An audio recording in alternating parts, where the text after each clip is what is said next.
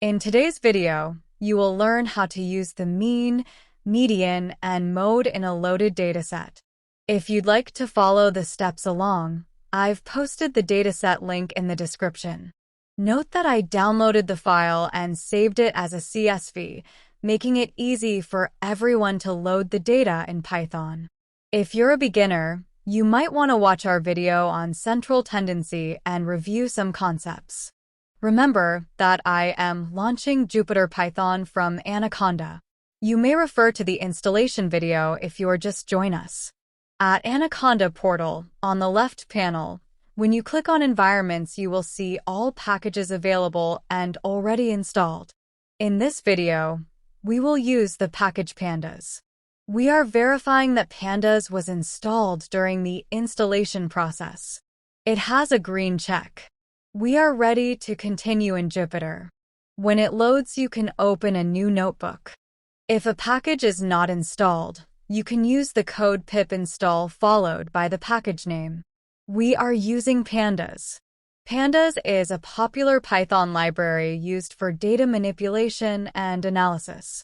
To start a code, you have to import the package, in our case pandas. Note we are alias it as PD. In this way, we do not need to spell the full package name when we use it. We load data with the path to your CSV file. Note that we are using a /. Next, we use read_CSV to read the file, and the skip rows equals 1 parameter tells pandas to skip the first row while reading the CSV file. This will create a data frame with the data from the CSV file, excluding the first row. To see the results, we are calling the df. In pandas, head is a method used to display the first few rows of a data frame or series. When you call head on a data frame or series, it returns the first 5 rows by default, giving you a quick look at the data. You can specify the number of rows to display by passing an integer argument to the head method.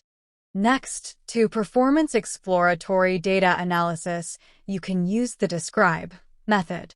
It computes summary statistics of numerical columns in the data frame, such as count, mean, standard deviation, minimum, 25th percentile, median, 50th percentile, 75th percentile, and maximum. I added print before the data frame name to display the results.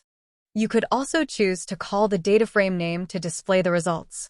If you have categorical columns or want to include them in your summary, you can use include equals all parameter. The output will include the counts of unique values, top, and frequency.